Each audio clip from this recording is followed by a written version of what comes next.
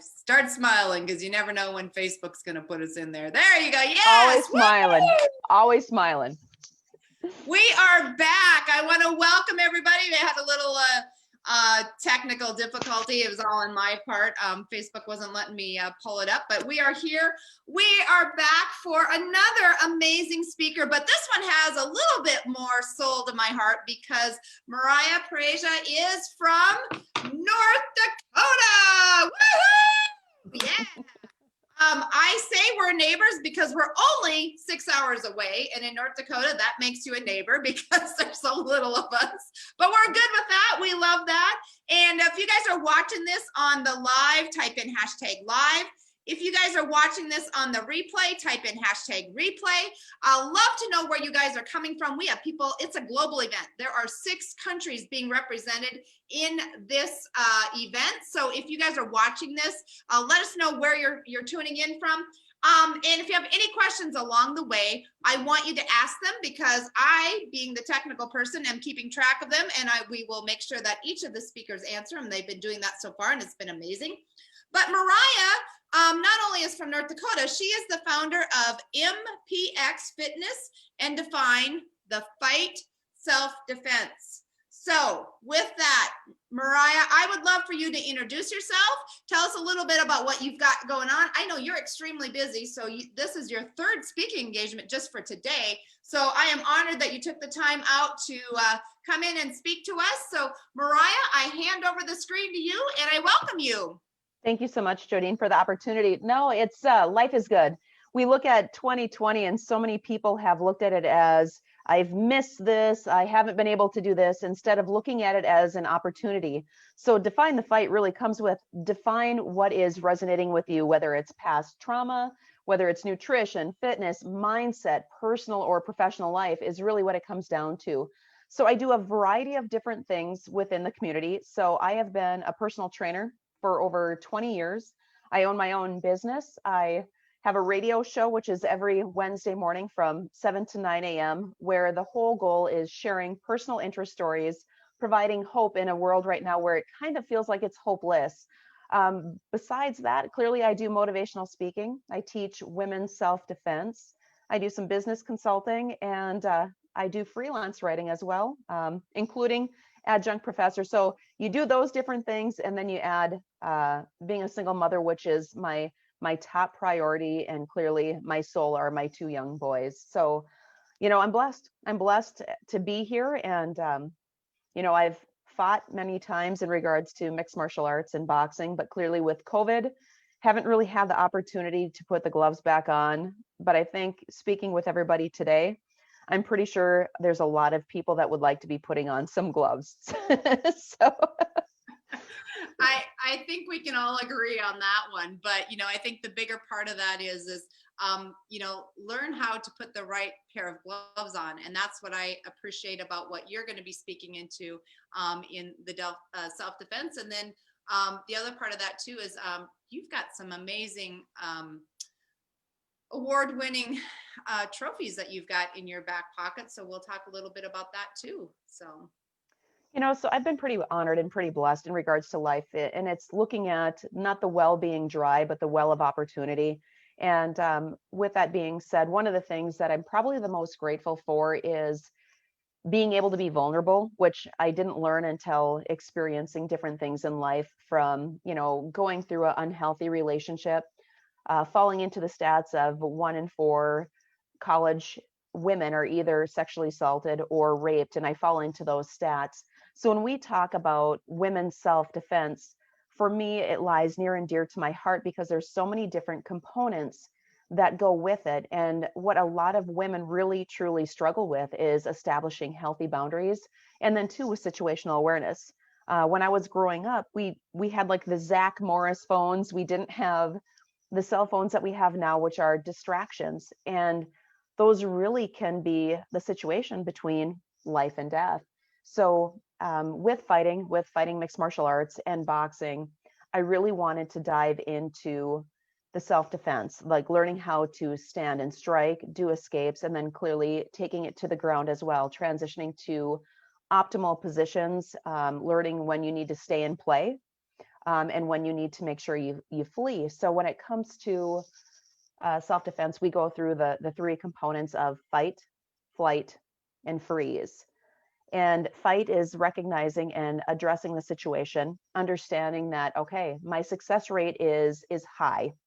Flight is understanding and identifying that I'm probably not going to be successful in this situation, so I need to flee. And freeze is clearly the other component where our mind and our body really can't connect and we go numb. So there isn't a response. And those responses typically happen for freeze is because of the fact we start trusting certain friends.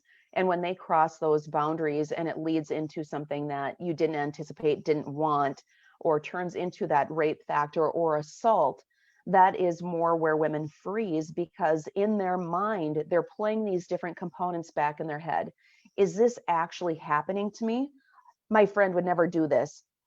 Would I be mean by saying no or responding, so on and so forth, where we just lock up? So what we do in the women's self-defense that I've created is we talk about situational awareness, first and foremost, understanding and identifying our surroundings. The high parts in regards to where women are targeted are grocery store parking lots and where they shop the most. Now, I've had women with trauma come into my classes. I've had people who have experienced things where they've been approached in Walmart. This is, yes, in the big city of Fargo, North Dakota. It's really not that big. But a woman was approached in Walmart, and literally a week later, she was in Michael's, which was a sewing store or more arts and crafts. The same man was there a week later, tapped her on the shoulder and said, "Don't worry, I'll protect you." So when we think that the world is the safest place in the world, we need to identify that our body and our minds need to be like a stoplight. If you look at the red light, anytime that you are out by yourself, whether it's light, whether it's dark, you're in public, but not surrounded by people that you know, you need to be on a red light where you're on high alert. You look at the yield or the yellow light as if I am with multiple friends. We're inside of the mall, we're inside of different stores where we can take it down a little bit just because of the fact we have individuals with us. And then you have the green light. Clearly, green light would be like right now when we're all sitting inside of our homes, we can be on a green light where our adrenaline does not need to be on high alert. One story I do like to share when it comes to situational awareness. Jodine, I know that you'll be familiar with this story, but individuals viewing from different countries may not. There was a young female who was basically kidnapped and murdered in Grand Forks, North Dakota. And this was however many years ago. Her name was Drew Shadeen. And what a lot of individuals don't know about this young, beautiful female is that she wasn't actually the target. There was a man with the last name of Rodriguez. He was in the Target store and was following a young blonde female in the store for over 30 minutes, where he had bumped into her almost on numerous occasions at the end cap of the aisle. And they had all of this in documentation in regards to watching how close that he was to her. It came to the point where the female checked out, did not recognize that this man was following her in the store. So he had to grab a candy bar because he didn't have anything to check out with. Literally, as soon as he checked out, this young female was getting ready to leave Target when her phone rang. Whoever called that female on the phone was a godsend because she started talking, stepped back inside of the store from the door, was talking for roughly 4 to 5 minutes. Rodriguez got anxious and he ended up actually leaving the Target store because it was taking too long. Unfortunately, Drew ended up coming out into the parking lot, wasn't paying attention, was distracted by her cell phone. And that's when, unfortunately, she ended up losing her life. So when it comes down to situational awareness, we need to be on alert anytime that we're in a store. If you see somebody more than on one occasion, you really need to start identifying. And I teach participants in my class to play a memory game. So if you're in a restaurant, if you're in a store, start profiling people from head to toe. Start identifying different things to remember. When I come in from a parking lot, I will scan a car from the furthest down in the parking lot, if somebody's sitting in that vehicle, to somebody who's close to me. I'll start recognizing and identifying and keeping those license plate numbers if I need to. I memorize it until I walk into the store, and then I'll put it in my notes section in my phone. So when I do that and I leave the store, and if that car is gone, at that point, then I will delete it out of my notes section. Now, there's been a situation where I went into a grocery store. I saw a man coming out. He had all of his groceries. He got into his vehicle, was parked kitty corner from me. There was something suspicious about this man. So I identified the truck, the make, everything, went into the store. 2 minutes later, this man was in the same aisle as me. He asked me, smiled, said hi. I was friendly, gave him the acknowledgement rule, hi. I had a natural energy drink in my arm, literally walked 2 aisles over. That same gentleman now is literally in the same aisle as me again. And he asks me, he goes, do you know where I can find a Rockstar energy drink? Natural Grocers does not sell Rockstar energy drinks. So my response was, you can go in 2 aisles over. And he goes, can you show me? Absolutely not. It's in aisle 7 or 8. At that point, I identified, let the cashier know, left, and made sure that clearly that individual's vehicle or where he was at, I knew where he was at before I left the store. So like I said, when it comes to situational awareness, if you hear a noise, you look at the noise. If you see different individuals, you need to start memorizing and identifying who is around you. Same thing as surveillancing the area. You should know, if you're in a restaurant, you should know where the emergency exits are, whether it's because of an assailant or somebody coming in or because of a fire. Never sit with your back to a door. You need to make sure that you can see who is coming in. What are their mannerisms? Where are their hands?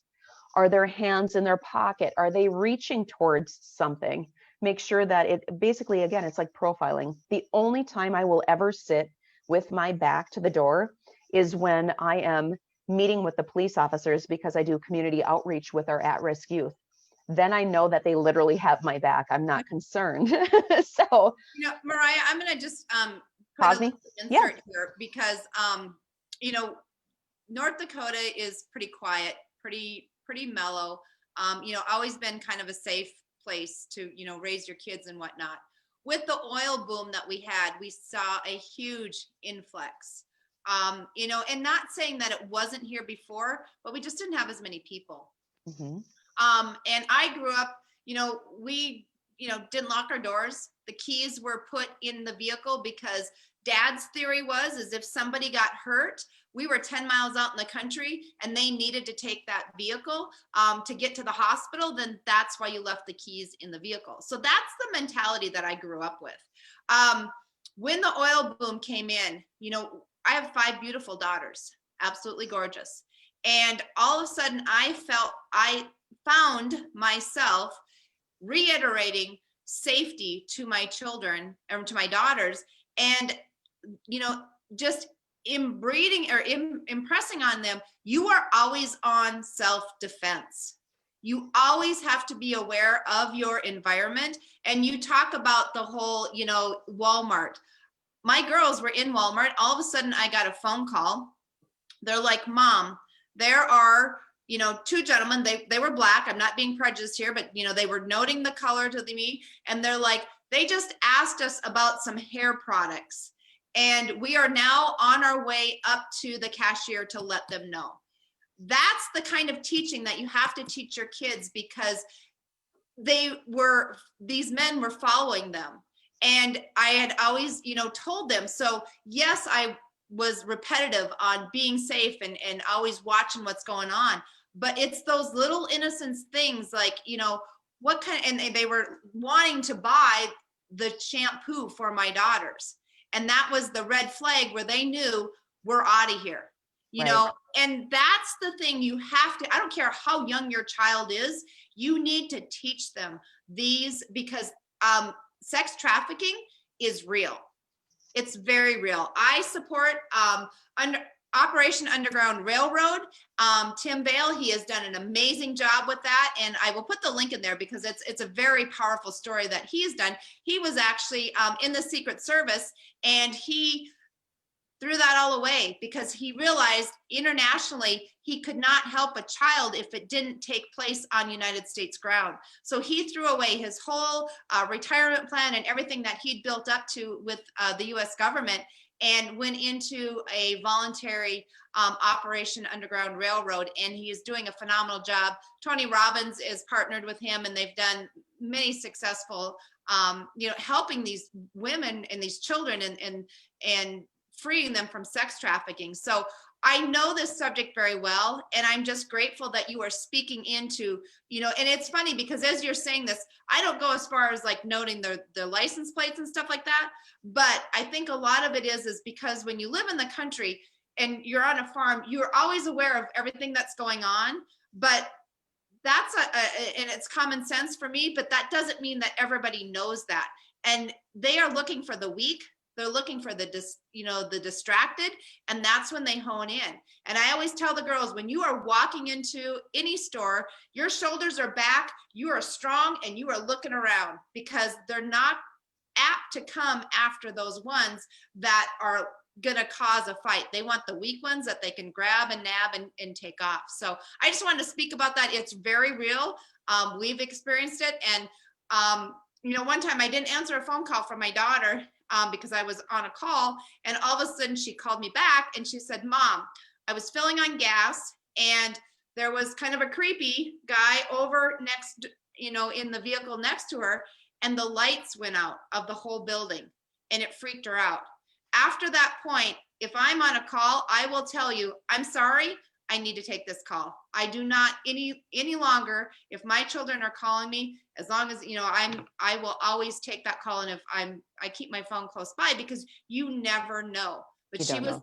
but luckily she said you weren't available. So I called Taylor, but she knew that, there was a moment where she needed to get on the phone and, just protect herself. So I'll turn it back over to you, but I just had to reiterate that and put that in there for you.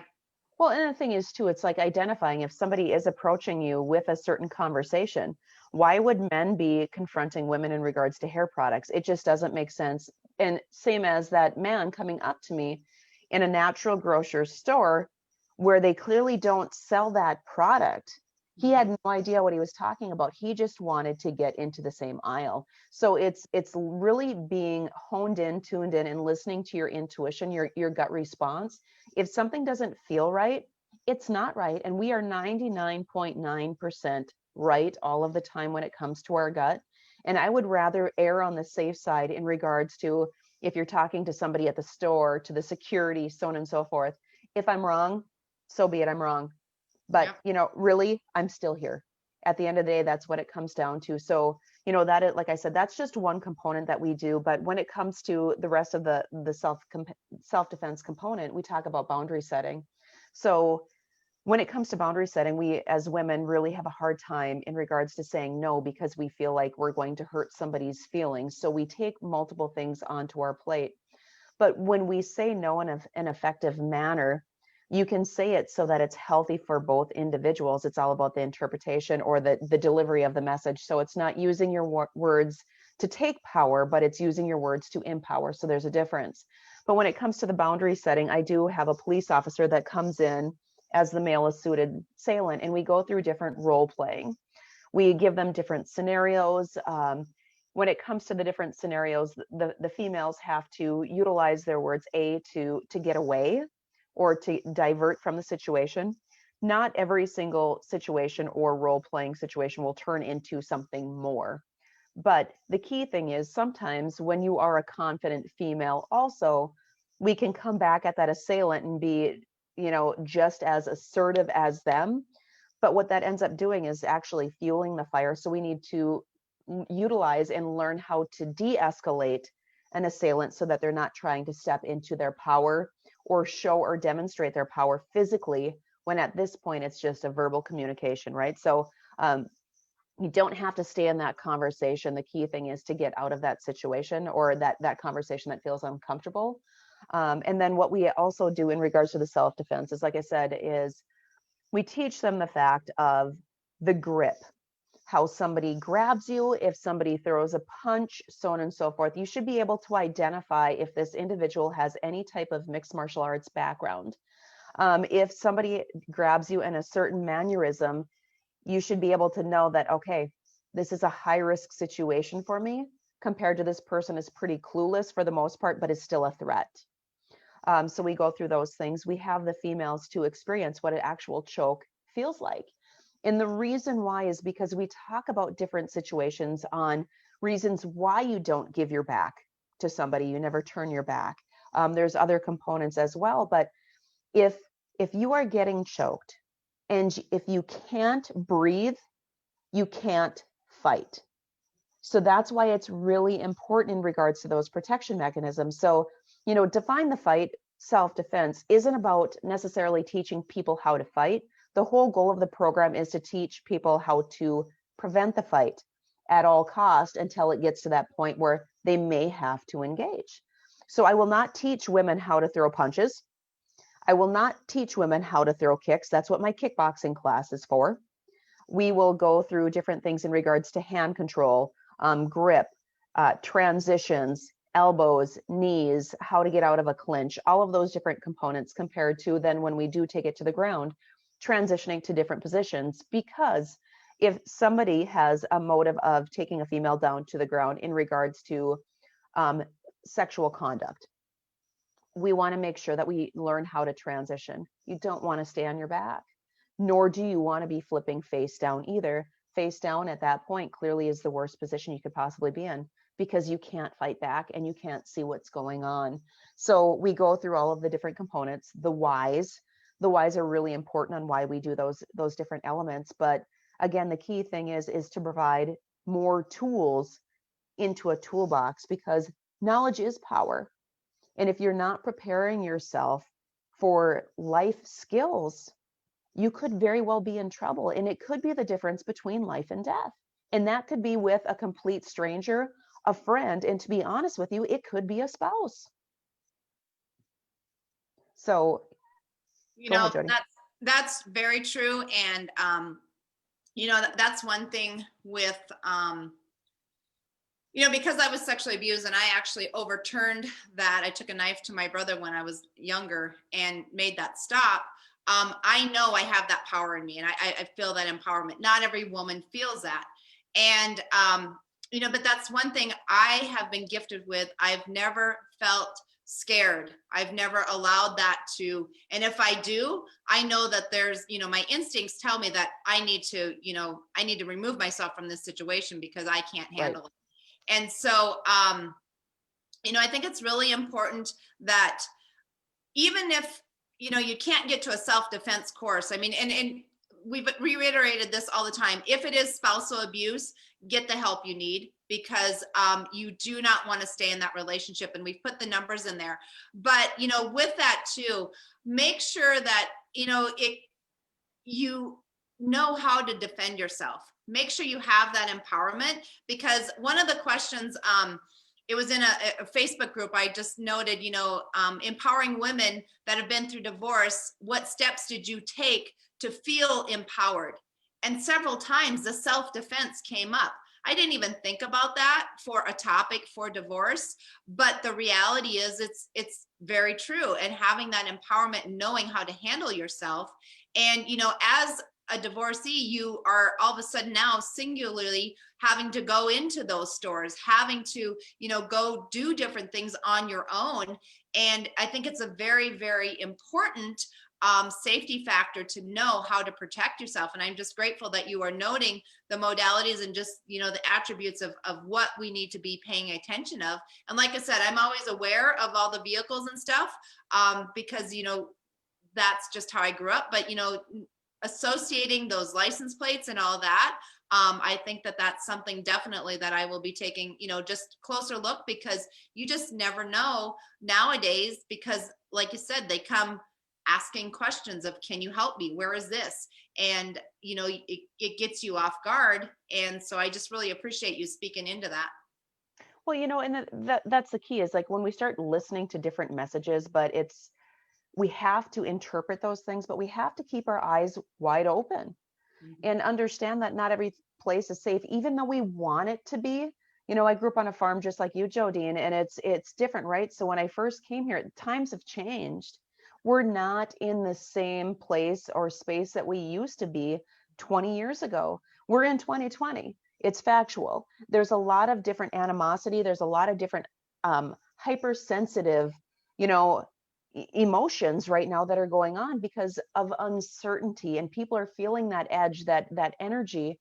So if you are wherever you are in the world, I would highly recommend taking a self-defense course. And if you want to take one virtual, I can provide one virtually because I can do that. But the thing is, it's just, I can't stress enough the importance of having the ability or the understanding, the knowledge to be able to take care of yourself, and not only yourself. Now, if you're a mom with children, teaching them some of those components too. You know, I've done mother-daughter self-defense, and it amazes me on how floored the parents were, where they thought their children were stronger than what they were when it came to the role playing. Well, practice some of these things at home. And no, not just the, hey, I've got candy, come into my car.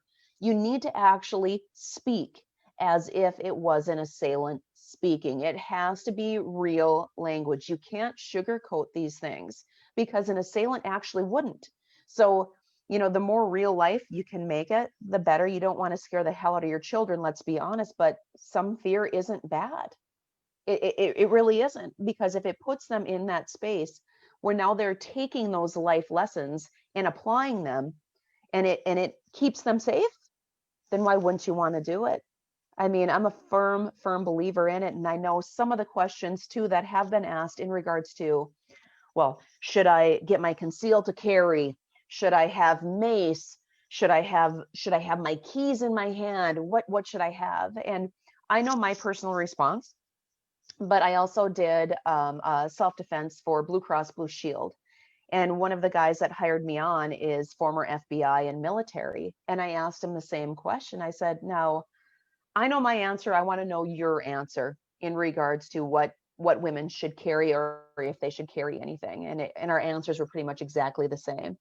If you don't know how to use it, you shouldn't have it. When it comes to mace, if people have mace, and you know, like the thing is, if your adrenaline is going and you end up just reaching into your purse or on your keychain and you spray it and you're not cognitive enough and you don't look where the actual nozzle is, you could end up impairing your own vision because your adrenaline is all over the board, where you end up spraying yourself.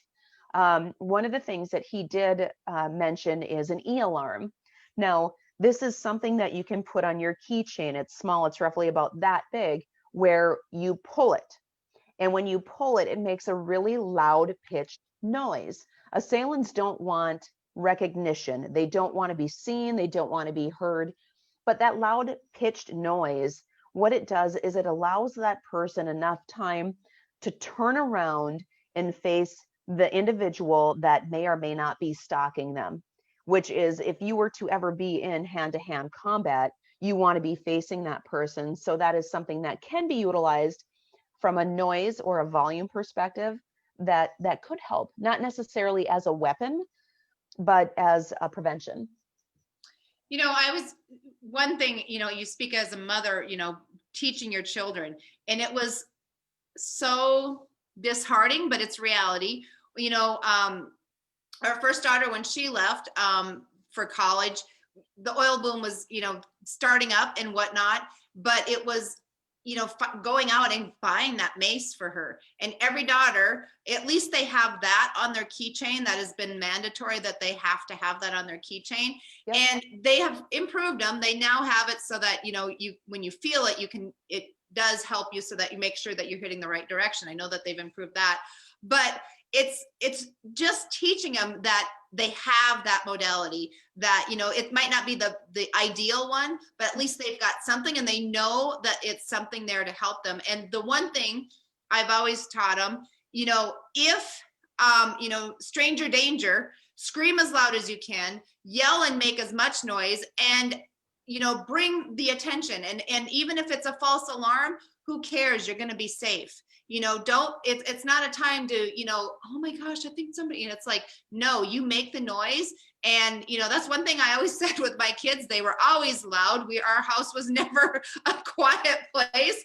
lots of hormones. In fact, we have some broken doors from the anger and the frustration of fighting between each other. And I've always told them, keep that. That's a great attribute because, some people would be like, your kids are kind of wild. I'm like, no, they know how to fight. They know how to protect themselves.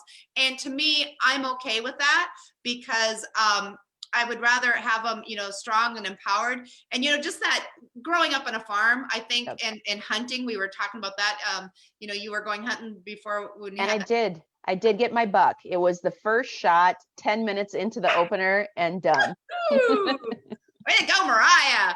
All the Bambi killers are out there like, what are you talking about? But, I know you use the meat and that's what we do here in on the plains, and proud of you. 10 minutes. What did the guys say? Were they a little, Hey, the thing is, it was like myself and my nephew were the ones that got deer on the first day. So, I mean, they were excited. I'm like, it looked like it was smaller than what it was, but I guess not. But it was, it only had one antler.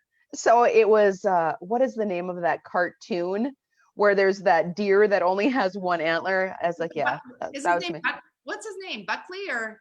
Something like that. Yeah, something like Yeah, that. yeah, Yeah. that's hey, but you got him, so who Got it. cares? Yeah, exactly. And are you gonna mount the antlers then, or No, no. I was gonna say you'd have a story behind it. I would. It was like the one hit wonder, the one antler wonder. It was what it was. That's So awesome. Well, with that though, I have a shotgun right by the door, because I've, anybody I've talked to in prisons that they've said, what has, the biggest thing that will stop them from breaking into a home is the sound of a shotgun. And, I've carried that with me. My brother was a police officer, and, and that's what he said too, when this whole, COVID came up, he said, you just always have to be on self-defense. It doesn't matter where you're at. You just have to be, aware of your circumstances, where you're at. And, it's like, I know how to use the gun. I've used it all my life. And all of my girls have went through hunter safety, and, making sure that they know how to use them. Because if they are ever in a situation where they need to have that, at least they understand, what they need to do and they can protect themselves. So let's just jump real quick in. I'm glad you got your deer. We got that covered. I wanted to make sure that I mean, that is the important thing. I got the deer. Well, here's the thing. You guys got to understand North Dakota. We do not have school on deer hunting opening season day.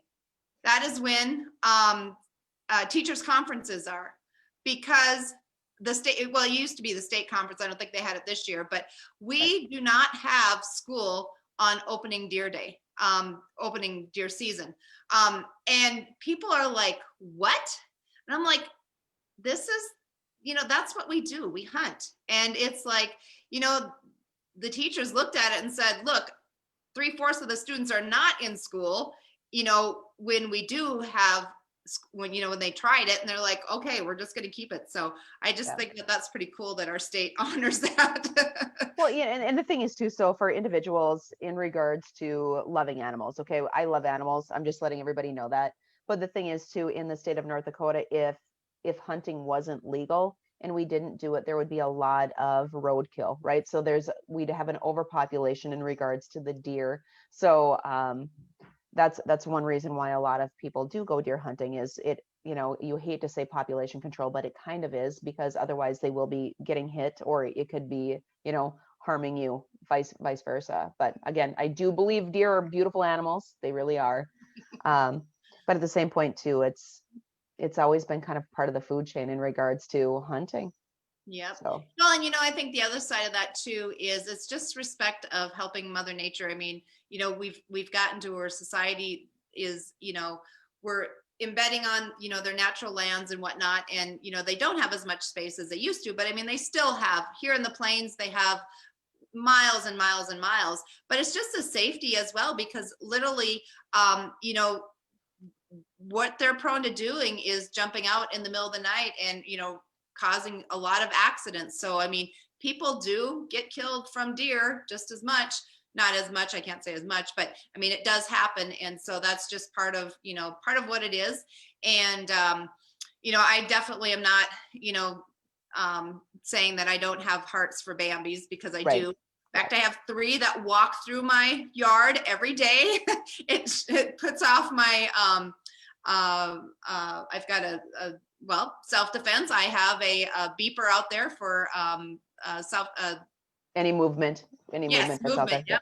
And so, and then I had a moose walk through about a month ago. So, we've got a lot of wildlife that are here, and we're always, inviting them in, but there's just that balance. So we have to have balance, and that's what we honor. Now you have another award that you got. We were just talking about. Would you like to give us a little bit on that and how you obtained that award? Sure. So I was nominated in regards to the American Mothers Incorporated organization to represent the state of North Dakota. So I was notified last January. So January 2021, the beginning of this year. I was notified that I'm representing North Dakota Mother of the Year for 2020, which is an absolute honor. So out of all of the different awards that a person can win, to be recognized to represent your state because of being, for the Mother Award, it's an absolute honor. I, really wish that the event would have happened in April in Washington, D.C., but clearly with COVID, that was canceled, where they select a mother from each state to represent their state for each year. And, again, it was a complete honor. I've met a lot of different individuals from different states, and I look forward to meeting more because I love to connect. I love to hear people's stories and what pushes them. And another different honor too, I don't know if I put that on there, that again was great, was the fact of I had a documentary made on my life. So I had a GoPro strapped to my chest. I had a drone flying above, and they initially had reached out to me for a personal interest story, the form. And then what they did was they ended up turning it into a documentary. So they followed me around for 2 years of my life. So when I was training for fights, they came in different components with my family, and then they put it together in October of 2019. Well, they put it in the film festival, but then they also submitted it to the regional of the Midwest for Emmys. And in 2019, the producer was awarded the best topical documentary for the Midwest. So now, after we've finalized all of the paperwork in regards to rights, so on and so forth, I'm able to have my documentary right on my site. So if anybody's interested in watching the documentary, it's for free. It's on mariahprussia.com, and it talks about my fight, not necessarily me fighting. Unfortunately, it got 2 of the fights that I lost in that documentary, but it couldn't have gotten the other wins. But it was the lessons. It was the lessons. So again, it was very cool to have my kids be part of it, my family be part of it, and then have something to look back on how we kind of pave our way in life. That's awesome. And we'll make sure that we put that link underneath this so that anybody that wants to check that out. And then Mariah, I know you're short on time because you're flying out tomorrow to... Tomorrow I'm flying out to Arizona for the World's Majors softball tournament. So we won the Masters. Now we're going to try to be the Winter World's Majors champions for softball. Awesome. Well, I wish you nothing but luck. I know you're going to represent, now is that a team for North Dakota that is?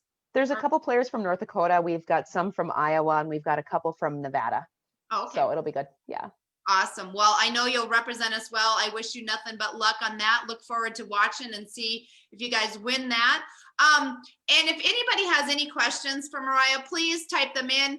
She's got a couple of days where she will be out of pocket just with the tournament and everything, but I know she'll circle back around and answer them if there's anything, that you want to learn. And definitely, I'm actually interested in doing the virtual self-defense because I feel like that would be a very good thing for my daughters and I, because I was thinking about that. I'm like, I know even we should talk later of maybe just you even coming up to this part of North Dakota and making an event like that happen, because that would be something that we truly need up in this area and everywhere. I think everyone should be taken. And even if you're not in a divorce, even if you're just, and I don't care how old you are, because they don't discriminate necessarily all the time on the age of it as well. Older women as well, protect yourself, make sure that you are aware of what's going on, because a lot of times, they'll they'll be looking, you know, just even for the money aspect, if they think you've got some cash in that wallet. It doesn't just have to be the sexual assault on that either. So Yeah, because we're turning into feast or famine is really what it's turning into. So I'd rather see people be proactive than reactive. And I think that's what we're so reliant on, is that reactive instead of being proactive. So, you know, again, whether it's self-defense, whether it's personal training, nutrition, all of those different components, feel free to reach out. I'd love to help and empower anyone that I possibly can. well, thank you again, Mariah. I'm glad that I got to meet my neighbor that's 6 hours away. Thank you so much, Jodine, for the opportunity. It's been great. You too, and we will be in touch, and I wish you nothing but luck. And if anybody has any questions, reach out. We're going to be right back on with Myrna. Myrna is actually from New Zealand, Australia. Awesome. And she's going to be talking about vision boards. So excited about the power of that is within vision boards. And I'm sure you've probably had a few vision boards put together with the goals and achievements that you've gotten. So she's going to speak deeper into that. So I wish you nothing but luck, but thank you again. And we'll catch you guys on the next Facebook Live.